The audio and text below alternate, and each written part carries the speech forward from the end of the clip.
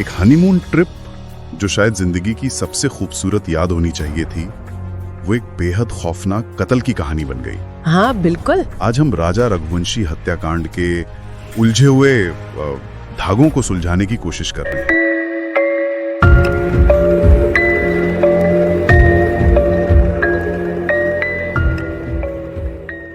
मई 2025 में मेघालय के नोंगरेथ में हनीमून मनाने गए थे राजा और सोनम रघुवंशी, लेकिन वहां जो हुआ उसने वाकई सबको चौंका दिया। हाँ, ये घटना काफी सनसनीखेज रही है। हमारे पास इस मामले की काफी डिटेल जानकारी है, एक टाइमलाइन भी है।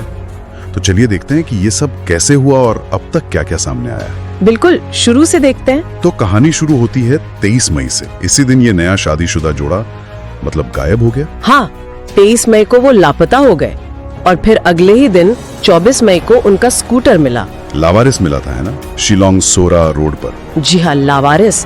और फिर करीब 10 दिन लग गए।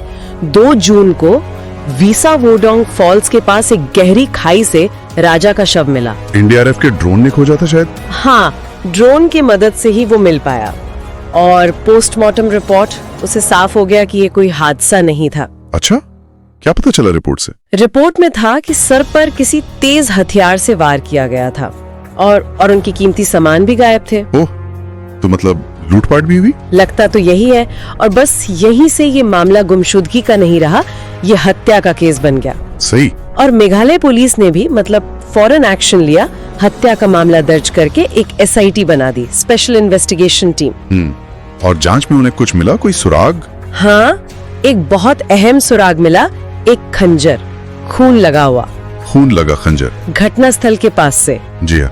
और दिलचस्प बात ये थी कि वो खंजर वो वहाँ के लोकल खासी समुदाय के पारंपरिक खंजर जैसा नहीं था। अच्छा, तो मतलब ये शक हुआ कि ये हथियार शायद बाहर से लाया गया था, खास तौर पर हत्या के इरादे से ही। ओके, ये तो बड़ा पॉइंट है।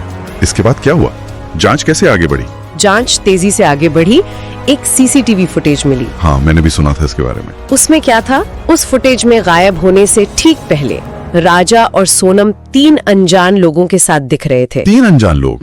और पुलिस को कुछ और मिला मौके से। हाँ, घटनास्थल के आसपास से राजा के फोन के टूटे हुए टुकड़े मिले, उनकी स्मार्ट वॉच मिली, रेनकोट, शर्ट, ऐसी कुछ चीजें भी बरामद हुई। ठीक है, लेकिन फिर केस में सबसे बड़ा मोड़ आया है ना, जब सोनम ने खुद सरेंडर कर दिया। बिल्कुल, वो सबसे चौंकाने वाला था। 9 जून को पत्नी सोनम ने खुद यूपी के गाजीपुर में एक ढागे पर जाके सरेंडर कर दिया। गाजीपुर में? मेघालय से सीधा गाजीपुर, ये तो अजीब है। हाँ, बहुत अजीब। और वो अकेली नहीं थी, उसके साथ उसका कथित प्रेमी राज कुशवाहा, वो भी गिरफ्तार हुआ। अच्छा, राज कुशवाहा। और 3 लोग और थे, आकाश राजपूत, विशाल सिंह चौहान और आनंद कुर्मी। इन पर आरोप है कि ये हमले में शामिल थे। तो कुल 5 लोग गिरफ्तार हुए। जी, 5। और पूछताछ में जो बातें सामने आई वो तो और भी परेशान करने वाली हैं। क्या कहा उन्होंने? आरोपियों ने बताया कि ये पूरी साजिश सोनम ने ही रची थी, राज कुशवाहा के साथ मिलकर, और राज ने ही हमलावरों का इंतजाम किया था। मतलब पत्नी ने ही पति के कत्ल की साजिश रची? आरोपों के मुताबिक तो यही है। और कुछ हमलावरों ने तो यहाँ तक कहा कि सोनम ने उसने खुद राजा को मरते हुए देखा था अपनी आंखों से। क्या? ये तो बहुत खौफनाक है। क्या सोनम ने खुद ये माना? हाँ, बाद में जब उसे शिलोंग लाया गया तो SIT की पूछताछ में सोनम ने भी इस हत्याकांड में अपनी भूमिका कबूल कर ली। कबूल कर लिया? जी। उसका मनोरोग मूल्यांकन भी हुआ, मतलब साइकियाट्रिक इवैल्यूएशन। उसमें उसे मानसिक तौर पर ठीक पाया गया। अच्छा, फिर सभी आरोपियों को क्राइम सीन रिकंस्ट्रक्शन के लिए वापस घटनास्थल मतलब सोहरा ले जाया गया, ताकि पूरी घटना को ठीक से समझा जा सके। ठीक है, लेकिन सवाल वही है, आखिर क्यों?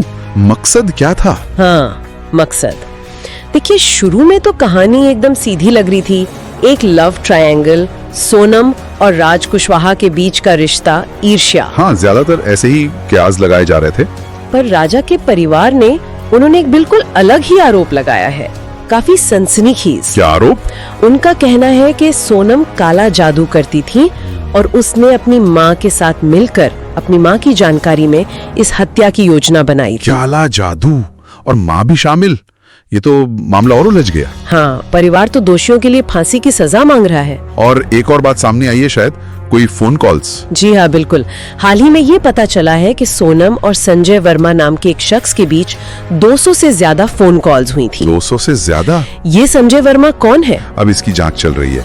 ये कॉल्स कब हुई, क्यों हुई, पुलिस पता लगा रही है। पर इससे ये सवाल जरूर खड़ा हो गया है कि क्या इस साजिश में कोई और भी शामिल था, कोई ऐसा जिसका नाम अभी तक सामने नहीं आया। ये तो एक और एंगल खुल गया। इस बीच कोर्ट में क्या चल रहा है? कानूनी कार्रवाई कहां तक पहुंची? कानूनी कार्रवाई साथ साथ चल रही है। 11 जून को शिलोंग कोर्ट ने सोनम समेत सभी 5 आरोपियों को 8 दिन की पुलिस हिरासत में भेजा था। ओके।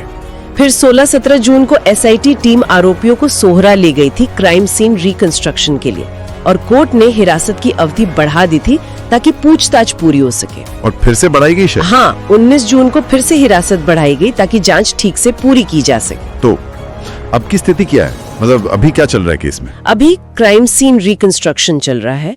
अधिकारी कह रहे हैं कि उनके पास पुख्ता सबूत है। और जांच का फोकस अब किस पर है? अब जांच का फोकस काफी हद तक संजय वर्मा की भूमिका पर है और सोनम के साथ उसका जो कम्युनिकेशन पैटर्न था उस पर। अच्छा। एसआईटी एक डिटेल्ड चार्जशीट तैयार कर रही है जिसमें सभी आरोपियों के नाम होंगे, पूरी टाइमलाइन, फोन कॉल्स का ब्यौरा, फोरेंसिक सबूत, सब कुछ। और फिर ट्रायल शुरू होगा? हाँ, उम्मीद यही है कि चार्जशीट दाखिल होने के बाद जल्द ही ट्रायल शुरू हो जाएगा। तो अगर हम पूरी तस्वीर देखें तो लगता है कि पुलिस ने गुत्थी काफी हद तक सुलझा ली है ना? हाँ, काफी हद तक। सोनम, राज कुशवाहा और बाकी हमलावरों की भूमिका, वो कबूलनामों, फोन रिकॉर्ड्स, सीसीटीवी फुटेज और क्राइम सीन रिकंस्ट्रक्शन से मतलब काफी साफ होती दिख रही है। लेकिन वो संजय वर्मा वाली बात, वो 200 से ज्यादा कॉल्स, वो अभी भी एक बड़ा सवालिया निशान है। हाँ बिल्कुल, उन कॉल्स के पीछे क्या हो